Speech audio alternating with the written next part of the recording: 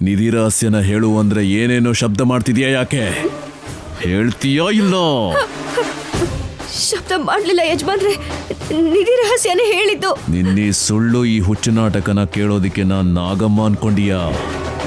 ಧನಂಜಯ ವರ್ಮ, ಹೇಳೋ ಹೇಳೋ.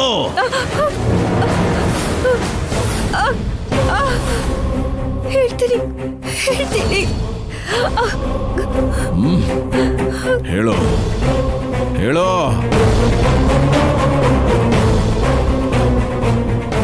ಸರಿ.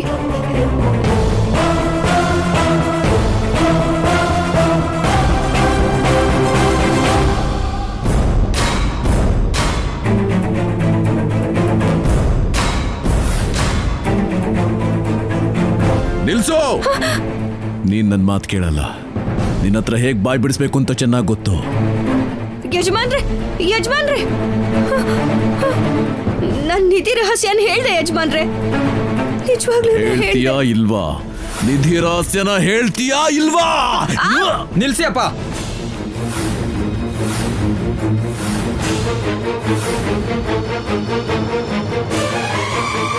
ಅಪ್ಪ ಅಪ್ಪ, ಪುಣ್ಯ ನಿಮಗೆ ನಿಧಿ ರಹಸ್ಯ ಹೇಳಿದ್ರು ಅದ್ ನಿಮಗೆ ನೆನ್ಪಿರಲ್ಲ.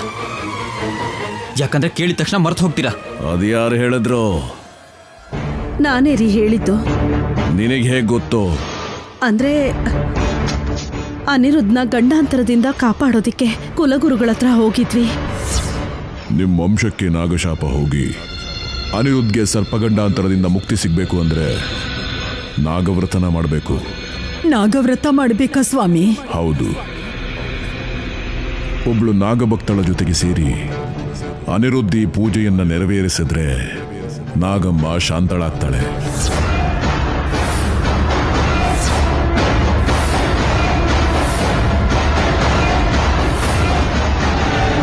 ಹಾಗೆ ನಾಗಗಳ ವ್ರತ ಮಾಡಿದ್ರೆ ಪುಣ್ಯ ನಿಧಿ ರಹಸ್ಯನ ಯಾರಿಗೆ ಹೇಳಿದ್ರು ಅವ್ರಿಗೆ ನೆನ್ಪಿರಲ್ಲ ಅಂತ ಹೇಳಿದ್ರು ರೀ. ಮುಚ್ಚಬಾಯ್! ನಾಗಗಳ ಹೆಸರು ಈ ಮನೆಯಲ್ಲಿ ಕೇಳಬಾರ್ದು ಅಂತ ಎಷ್ಟು ಸಲ ಹೇಳಿದ್ರು ಸರಿ, ಮತ್ತೆ ಅದನ್ನೇ ಜಪಿಸ್ತಿರ್ತೀರಾ. ಅದು ಅಲ್ಲದೆ ಪೂಜೆನೂ ಮಾಡಿಸಿದೀರಾ. ಸಾಯಿಸ್ಬೇಕಾಗಿರೋದು ಪುಣ್ಯನಲ್ಲ, ನಿಮ್ಮನ್ನ.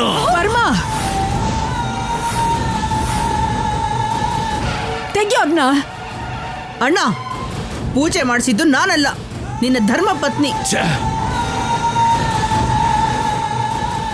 ನಿಮ್ ವಿಷಯ ಆಮೇಲೆ ನೋಡ್ಕೋತೀನಿ. ಕುಲಗುರು ಹೇಳಿದ್ದಾರೆ ಅಂದ್ರೆ ಆ ರಹಸ್ಯ ಅನಿರುದ್ಧಗೆ ಖಂಡಿತವಾಗ್ಲೂ ಕೇಳಿಸುತ್ತೆ. ಆ ವಿಷಯ ನನಗೆ ಗೊತ್ತಣ್ಣ. ಪುಣ್ಯ, ರಹಸ್ಯ ಅನಿರುದ್ಧನಿಗೆ ಹೇಳು. ನನ್ಗ? ಹೌದ ಅನಿರುದ್ಧ್, ನಿನಗೆ?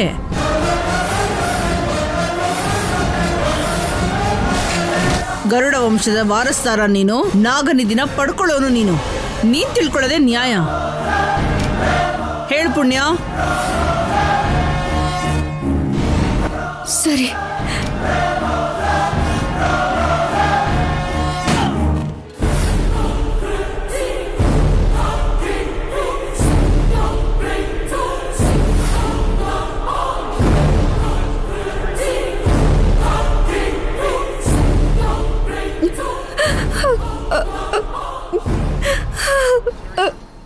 ನೀತಿ ರಹಸ್ಯ ಗೊತ್ತಾಗಿದ್ದ ಮರುಕ್ಷಣನೇ ಪುಣ್ಯನಿಂದ ಯಾವ ಲಾಭನೂ ಇಲ್ಲ ಅಂತ ಅವಳನ್ನ ಸಾಯಿಸ್ಬಿಡ್ತಾರೆ.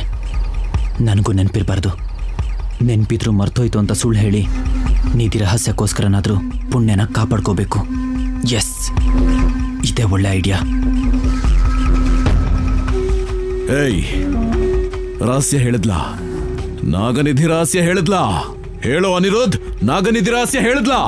ಹೇಳು ಅನಿರುದ್ಧ್, ಕೇಳ್ತಾ ಇರೋದು ನಿನ್ನನ್ನೇ. ಯಾಕೋ ಮಾತಾಡ್ತಿಲ್ಲ? ಹೇಳು. ಸಾರಿ ಅಪ್ಪ, ನಂಗೂ ನೆನಪಿಲ್ಲ.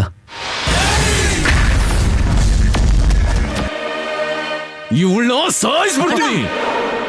ಆವೇಶದಲ್ಲಿ ಅವಳನ್ನ ಸಾಯಿಸಿದ್ರೆ ನಿಧಿ ನಮಗ್ ಸಿಗೋದಿಲ್ಲ ಅಣ್ಣ.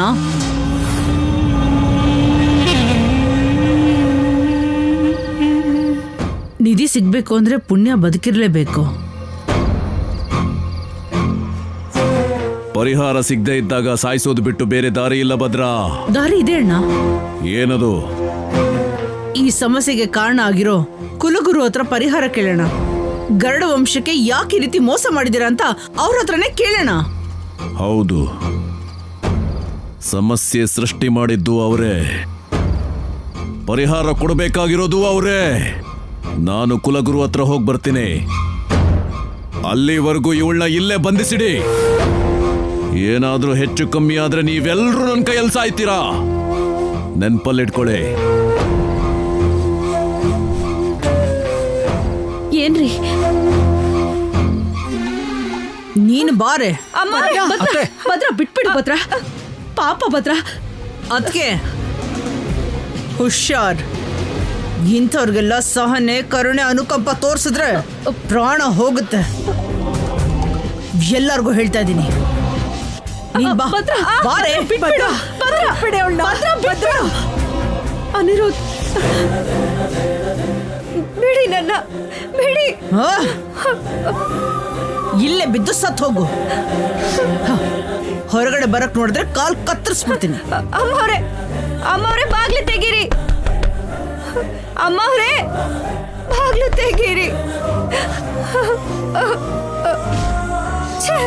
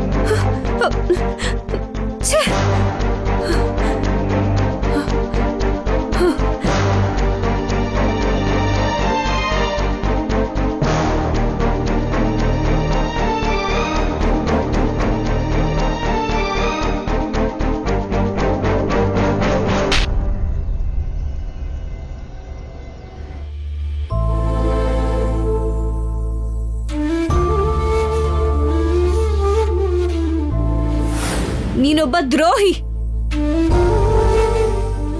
ನಿಮ್ಮಪ್ಪನ ಥರಾನೇ ನೀನು ಕೂಡ ಒಬ್ಬ ಸ್ವಾರ್ಥಿ.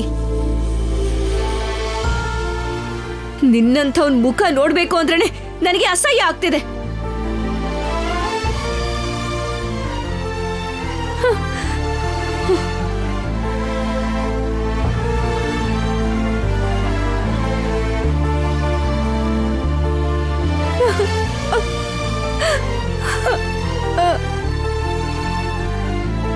ಇದನ್ನೇನಮ್ಮ? ಅಪ್ಪ ಅತ್ತೆ ಮಾಡ್ತಿರೋ ದೌರ್ಜನ್ಯ ಹದ್ಮೀರ್ ಹೋಗ್ತಾ ಇದೆ. ಪಾಪ ಆ ಪುಣ್ಯ ನೋಡ್ತಿದ್ರೆ ತುಂಬಾ ನೋವಾಗುತ್ತಮ್ಮ.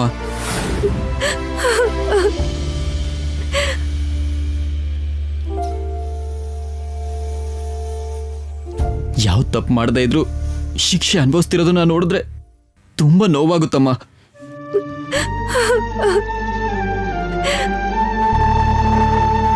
ನನಗೂ ದುಃಖ ಆಗ್ತಿದೆ ಕಂದ. ಆದ್ರೆ ಏನ್ ಮಾಡೋದು ನಾವು? ನಿಮ್ಮಪ್ಪನ್ನ ಎದುರಿಸಕ್ಕಾಗಲ್ಲ, ಹಾಗಂತ ಒಪ್ಸಕ್ಕೂ ಆಗಲ್ಲ. ಹಾಗಂತ ಆ ಪುಣ್ಯನ್ ಹಾಗೆ ಬಿಡಕ್ಕಾಗುತ್ತಾ ಅಮ್ಮ? ಅವಳಿಗೇನಾದ್ರೂ ಆದ್ರೆ ಆ ಪಾಪ ನಮ್ಗೆ ತಟ್ಟದಮ್ಮ. ಅಮ್ಮ, ದಯವಿಟ್ಟು ನೀನೇ ಏನಾದ್ರೂ ಮಾಡಿ ಪುಣ್ಯನ್ ಕಾಪಾಡ್ಬೇಕಮ್ಮ. ನಾನಾ? ಹೌದಮ್ಮ.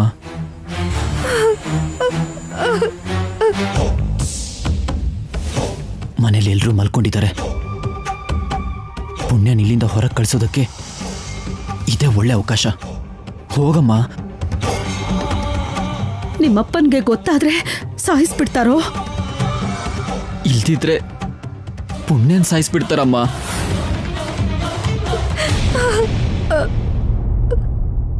ಒಬ್ರು ಅಮಾಯಕರನ್ನ ಕಾಪಾಡಿದ್ರೆ ಆ ಪುಣ್ಯ ನಮ್ಗೆ ಬರುತ್ತಮ್ಮ.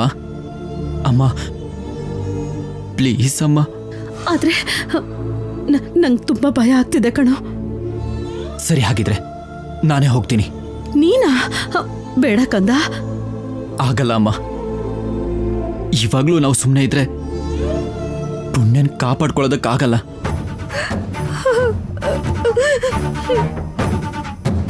ಅನಿರುದ್ಧ್, ಪುಣ್ಯ ಮೇಲೆ ಕರುಣೆ ತೋರಿಸ್ತಿದ್ಯಾ?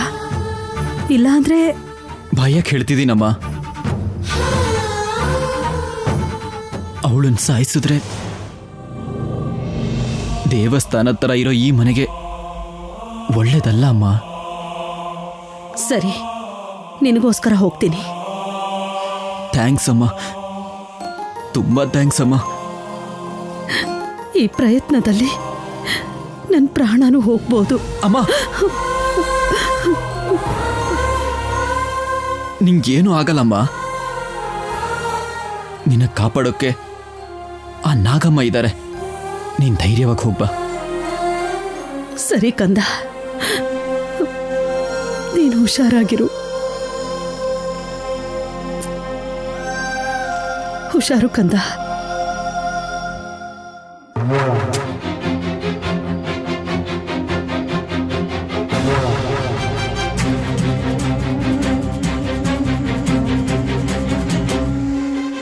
ಅಯ್ಯೋ, ಬೀಗ ಹಾಕಿದಾರಲ್ಲ, ಬಾಗ್ಲು ಹೊಡೆದ್ರೆ ಶಬ್ದ ಬಂದ್ಬಿಡುತ್ತೆ.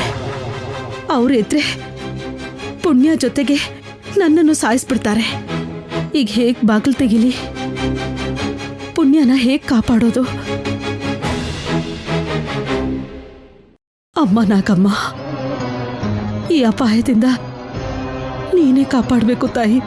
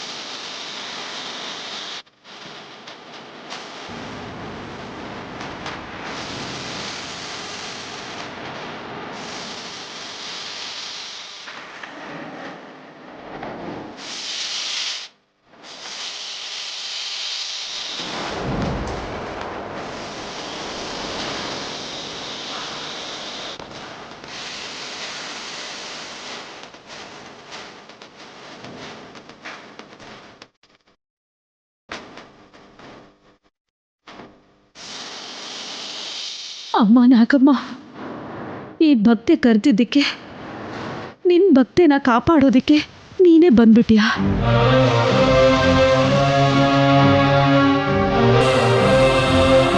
ಈಗ ಪುಣ್ಯನ ಕಾಪಾಡೋ ಜವಾಬ್ದಾರಿ ನಿನ್ ಮೇಲೇನೆ ಇದೆ. ಹೇಗ್ ಕಾಪಾಡ್ತೀಯೋ ನೀನೇ ಕಾಪಾಡಬೇಕು.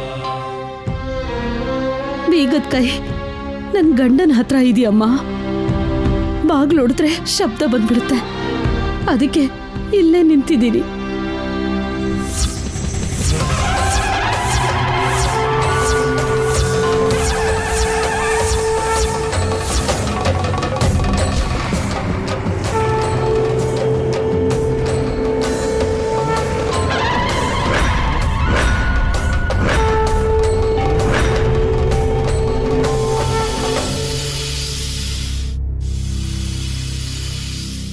ಅಮ್ಮ ಪುಣ್ಯ,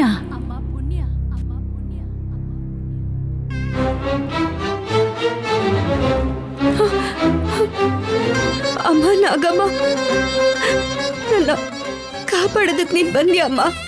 ನಿನ್ನ ಪ್ರೀತಿಯಿಂದ ಭಕ್ತಿಯಿಂದ ನಿನ್ನ ಹತ್ರ ಬರೋ ಹಾಗೆ ಮಾಡ್ಕೊಂಡೆ. ಅಂಥ ನಿನ್ನನ್ನ ಇಲ್ಲಿ ಬಂಧನದಲ್ಲಿಟ್ರೆ ನಾನು ಹೇಗ್ ಸಹಿಸ್ತೀನಿ?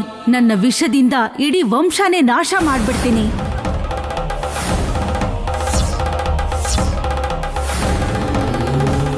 ಆದ್ರೆ ಧರ್ಮ ಅಲ್ಲ ಅಂತ ಬಿಟ್ಬಿಡ್ತಾ ಇದ್ದೀನಿ. ತಕ್ಷಣ ಇಲ್ಲಿಂದ ಹೊರಟು ಹೋಗು ಪುಣ್ಯ. ನಾನು? ಹೌದಮ್ಮ, ನೀನ್ ಜೀವಂತವಾಗಿ ಇರಬೇಕು, ಇನ್ನು 100 ವರ್ಷ ಸಂತೋಷವಾಗಿರ್ಬೇಕು ಅಂತ ನಿಮ್ಮಮ್ಮನ ಆಸೆ. ನಿಮ್ಮಮ್ಮನ ಆತ್ಮ ಎಲ್ಲೇ ಇದ್ರು ಸಂತೋಷವಾಗಿರ್ಬೇಕು ಅಂದ್ರೆ ನೀನು ಬದುಕಿರ್ಬೇಕಮ್ಮ. ನಾಗಮ್ಮನ ಕೋರಿಕೆ ಕೂಡ ಅದೇ. ಈಗ್ಲೇ ಇಲ್ಲಿಂದ ಹೋಗಮ್ಮ. ನಮ್ಮಮ್ಮ ನಾಗಮ್ಮನ ಕೋರಿಕೆ ಇದೇ ಆಗಿದ್ರೆ ಸಾವನ್ನ ಗೆದ್ದು ಬೇಕಾದ್ರೂ ಬದುಕ್ತೀನಿ. ಆದ್ರೆ ಮಾಲನ್ ಬಿಟ್ಟು ಹೋಗ್ಬೇಕು ಅಂದ್ರೆ ಮಾಲಾ ನಿನಗೋಸ್ಕರ ಕಾಯ್ತಾ ಇರ್ತಾಳೆ. ತಕ್ಷಣ ನೀನು ನಾಗಮಂಡಲಕ್ಕೆ ಹೋಗು, ಅಲ್ಲೇ ನೀನು ಕ್ಷೇಮವಾಗಿರ್ತೀಯ. ಹೊರಡು ಪುಣ್ಯ.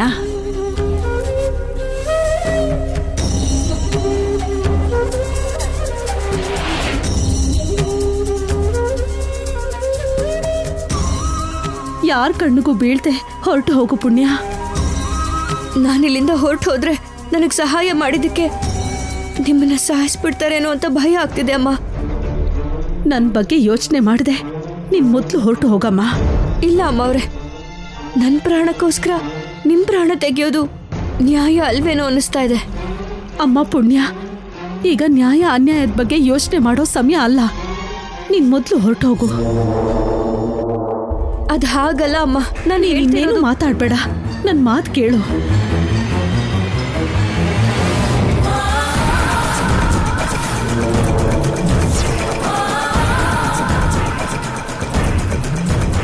ಅದಕ್ಕೆ ಪುಣ್ಯನ ಆಚೆ ಬಿಟ್ಟು ತುಂಬ ದೊಡ್ಡ ತಪ್ಪು ಮಾಡಿಬಿಟ್ಟೆ.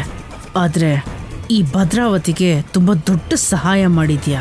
ನೀನು ಮಾಡಿರೋ ಈ ಘನಂದಾರಿ ಕೆಲಸನ ಇಟ್ಕೊಂಡು ಪುಣ್ಯನೇ ಈ ಮನೆ ಶತ್ರು ಅಂತ ನಿರೂಪಿಸ್ತೀನಿ. ಹೊರಡಮ್ಮ, ಅದು ಹಾಗಲ್ಲ ಮಾತು ಅಮ್ಮ. ಕೇಳು, ಹೊರಡು.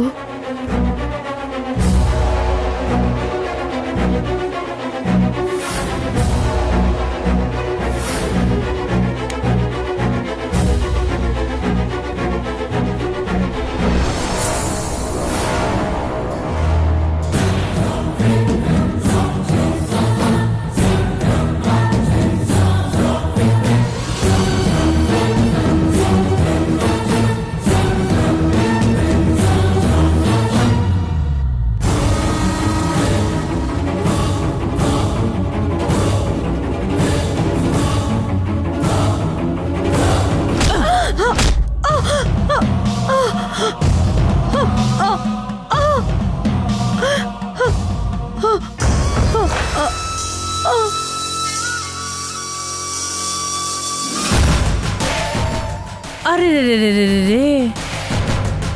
ನಿನಗೆ ಹೊಡೆದಿದ್ದು ಯಾರು ಅಂತ ಗೊತ್ತಾ ಅದಕ್ಕೆ? ಪುಣ್ಯ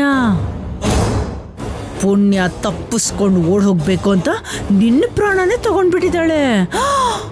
ಅಶಿಶು ಅಣ್ಣ, ಅನಿರುದ್ಧ್, ಎಲ್ರು ಬನ್ನಿ. ಪುಣ್ಯ ಪುಣ್ಯ ಎಲ್ಲರೂ ಏನ್ ಮಾಡ್ಬಿಟ್ಟಿದ್ದಾಳೆ ಅಂತ ಬೇಗ ಬನ್ನಿ, ಬೇಗ ಬಾ ಅಣ್ಣ.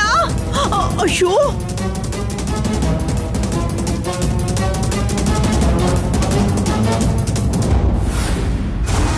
ಅನಿರುದ್ಧ್, ಅಯ್ಯೋ ಭದ್ರಾ, ಅಣ್ಣ.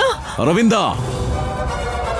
ಏನಾಯ್ತು? ಅಮ್ಮ, ಅದು ಅಮ್ಮ. ಪುಣ್ಯ ಪುಣ್ಯ ಏನ್ ಮಾಡಿದ್ಲು? ಪುಣ್ಯ ಅಮ್ಮ. ಇಲ್ಲಿಂದ ತಪ್ಪಿಸ್ಕೊಂಡು ಓಡೋಗ್ಬೇಕಾದ್ರೆ ನಾನು ಅದಕ್ಕೆ ಅಡ್ಡ ಬಂದ್ವಿ. ನನ್ನ ತಳ್ಬಿಟ್ಟು ಅದಕ್ಕೆ ತಲೆಗೆ ಹೊಡೆದ್ಬಿಟ್ಟು ಓಡೋಗ್ಬಿಟ್ಲಣ್ಣ. ಅರವಿಂದ, ಅಮ್ಮ, ಅಮ್ಮ ಹೇಳಮ್ಮ. ಅಮ್ಮ, ಅಮ್ಮ. ಜೀವಕ್ಕೇನು ಅಪಾಯ ಇಲ್ಲ ಕಣೋ, ಪ್ರಜ್ಞೆ ಇಲ್ಲ ಅಷ್ಟೇ. ಅಯ್ಯೋ ಅಮ್ಮ. ಅದಕ್ಕೆ ಭದ್ರಾ, ಅಣ್ಣ. ವರ್ಮನ ಎದುರು ಹಾಕೊಂಡ್ಲು. ಅಮ್ಮ ಕಣ್ಬಿಡಮ್ಮ. ಅಮ್ಮ, ನನ್ನ ಮಾತನ್ನ ಧಿಕ್ಕರಿಸಿದ್ಲು, ನನ್ನ ಹೆಂಡತಿನ ಹೊಡೆದು ಹೋದ್ಲು. ಅವಳು ರಕ್ತದಿಂದ ಅರವಿಂದ ಪಾದ ತೊಳೆಯೋವರೆಗೂ ನನ್ನ ನಿದ್ರಿಸಲ್ಲ. ಅನಿರುದ್ಧ್, ತಗೊಂಬಾರೋ ಕಡ್ಗನ. ಏನ್ ಮಾಡ್ತೀರಾ? ಹೋಗಿ ಪುಣ್ಯನ್ ಸಾಯಿಸಿ ಅವಳ ರಕ್ತದಿಂದ ಪಾದ ತೊಳಿತೀರಾ?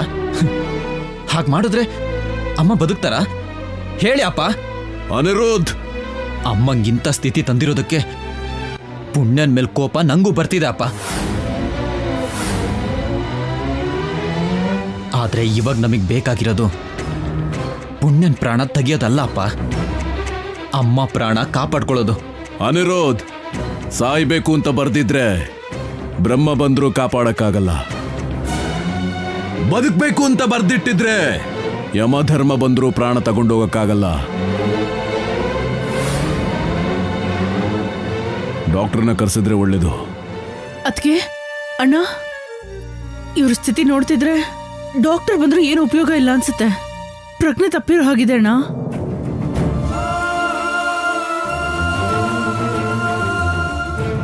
ಇಲ್ಲ, ಅಮ್ಮ ಬದುಕ್ತಾಳೆ. ನನ್ನ ಅಮ್ಮನ್ನ ನಾನು ಬದುಕಿಸ್ತೀನಿ.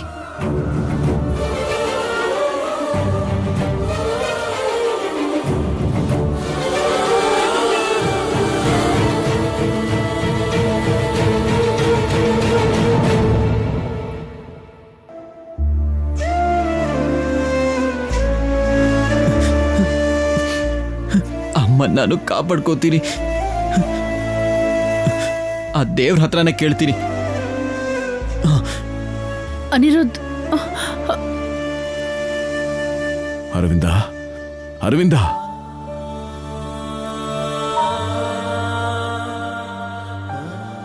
ದೇವ್ರೆ, ನೀನ್ ಯಾವಾಗ್ಲೂ ಭಕ್ತರ ಜೊತೆಲೇ ಇರ್ತೀಯ ಅಂತಾರೆ. ನಂಬಿಕೆಯಿಂದ ಪೂಜಿಸಿದ್ರೆ ಸ್ವಯಂ ನೀನೇ ಬಂದು ದರ್ಶನ ಕೊಡ್ತೀಯ ಅಂತಾರೆ. ನೀನೇ ದಿಕ್ಕು ಅಂತ ನಂಬಿರೋ ನನ್ನ ತಾಯಿನ ಪ್ರತಿ ಕ್ಷಣ ನಿನ್ನ ನಾಮಸ್ಮರಣೆನ ಮಾಡೋ ನನ್ನ ತಾಯಿಗೆ ಯಾಕೆ ದೇವ್ರೆ ಹೀಗೆ ಮಾಡಿದೆ? ಬದುಕ್ಸು, ನೀನೇ ಬದುಕು ಕಾಪಾಡು. ಇಲ್ದಿದ್ರೆ ದೇವರು ನಂಬಾರ್ದು ಅಂತ ನಿನ್ ಮುಂದೆನೆ ಪ್ರಾಣ ಬಿಟ್ಬಿಡ್ತೀನಿ. ಅನಿರುದ್ಧ್, ಬಿಡು ಅಪ್ಪ, ಬಿಡು. ರಕ್ತ ಸುರಿತಿದೆ ಅಪ್ಪ. ಅನಿರುದ್ಧ್,